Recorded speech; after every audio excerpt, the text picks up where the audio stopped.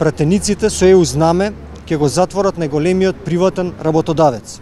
И покрај сите апели, секторот игри на среќа да не станува дел од предизборните калкулации на партиите, денес започнува пленарната седница на која пратениците ќе се изјаснат по скандалозните и противуставни законски измени кои ќе бидат испратени на подпис кај председателот на Републиката.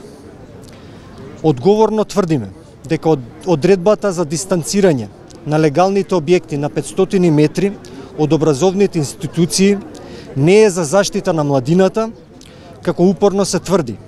Напротив, станува збор за чист предизборен популизам, кој треба да ги задоволи критичката јавност, додека законот содржи низа други одредби кои се наменети да остварат нечии бизнис апетити.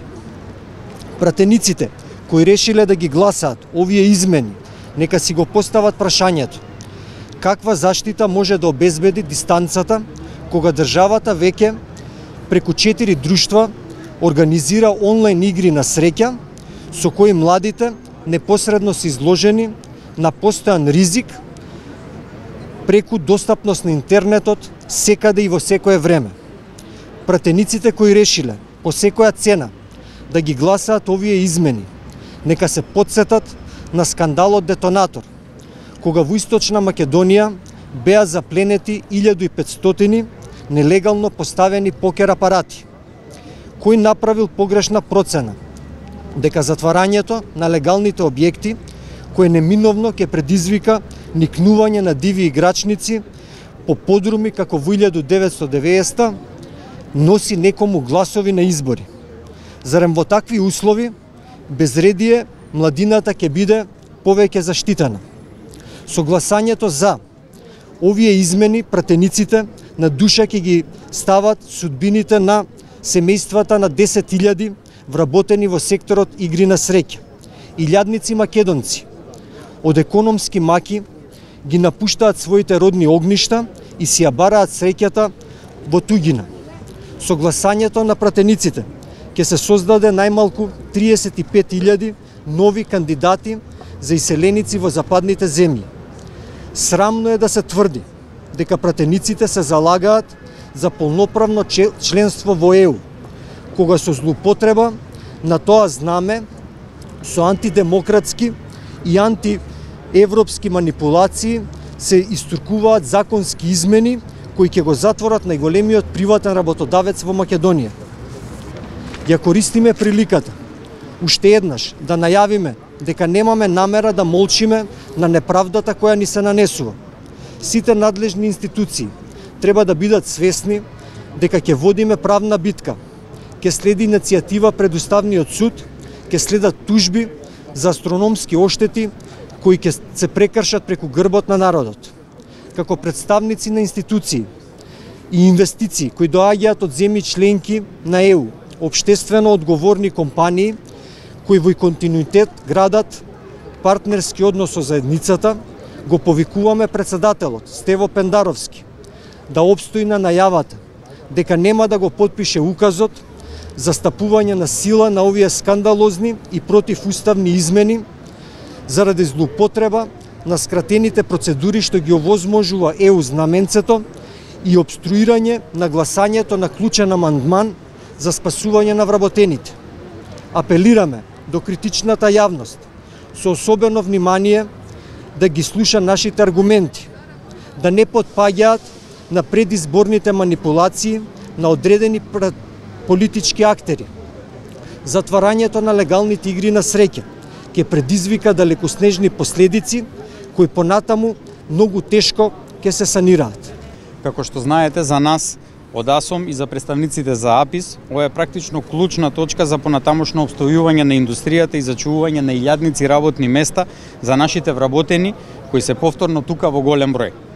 После повеќе десетици собири, после повеќе стотици упатени апели до пратениците, до владата, до евроамбасадорот ГИР, до институциите и јавноста, денес се наоѓаме речиси пред колапс и на чекор до затварање на сосема легалната стопанска гранка. Денес во собранието наместо дебата за десетици поважни проблеми и закони кои треба да се донесат, пратениците ќе гласаат за катастрофалниот закон за игри на среќа.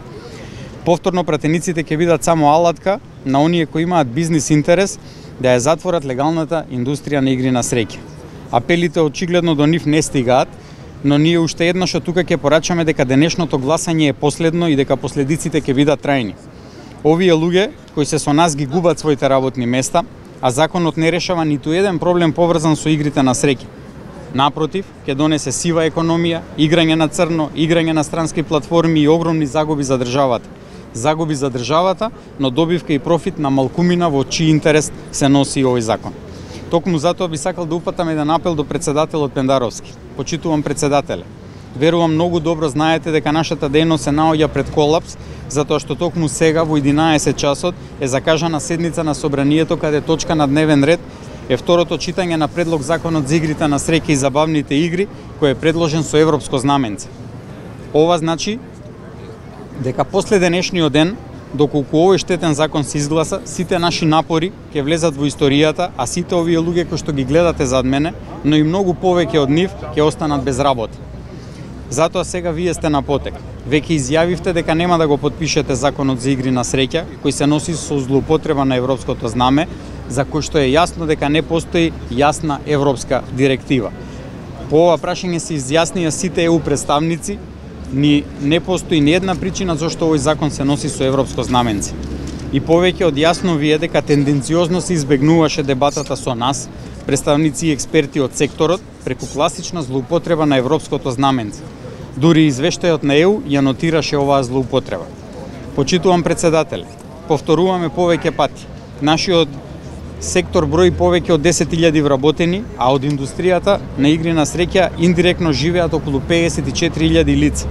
Тоа значи дека повеќе од 50.000 семејства зависат од овој приход и ова бескрајно самоволие на власта ќе ги остави без основна екзистенција. Затоа сега е на вашата совест да ги заштитите овие луѓе, овие семејства и да не дозволите насила да се донесе овој закон само за некој да си ги полни своите џебови. Всушност, предвидените измени на законот не туркаат директно во провалија, а ќе значат и отворање на слободен пат за илегално обложување. Како пример ја посочуваме Албанија, која првично го забрани спортското обложување, а потоа беше сведок на огромен број апсења поради дивите обложувања. За на крај, поучена од ваквото негативно искуство, албанската власт повторно го легализираше спортското обложување. И сега ние наместо да учиме од туѓите негативни искуства, владата со овој потек ја уназадува државата и свесно ја оштетува. На големо обезбедува почва за сивата економија да процвета и меѓутоа всушност обложувањето нема да запре. Туку играчите ќе бараат алтернатива и ќе се префрлат на нелегални локации каде државата нема контрола ниту врз средствата, ниту врз безбедноста на играчите и малолетниците. Затоа да не се лажеме. Овој закон нема апсолутно никаква врска со заштита на малолетниците. Веќе и малите деца знаат дека целта на законот е да се затворат легалните домашни компании, за да може владата преку новите онлайн страници со странски компании да си го превземе бизнисот. Штитејќи ги бизнис интересите на малкумина, владата упорно го туркаше овој небулозен закон и тоа со европско знаменце и сега е се поблиску до целосно превземање на пазарот со игри на среќа. На чекор сме до гасење на целата индустрија. Запомнете уште еднаш, овој закон нема да ги заштити малолетниците од ризиците на игрите на среќа. Напротив, ќе ги лиши само страствените фудбалски навивачи на својот тикет за 50 денари, ќе ги лиши пензионерите од своето место за социјализација, а најтрагичното од се што ќе лиши илјадници семејства од својот основен приход. Затоа почитувам председателе, почитувани пратеници. Одлуката сега е на вас.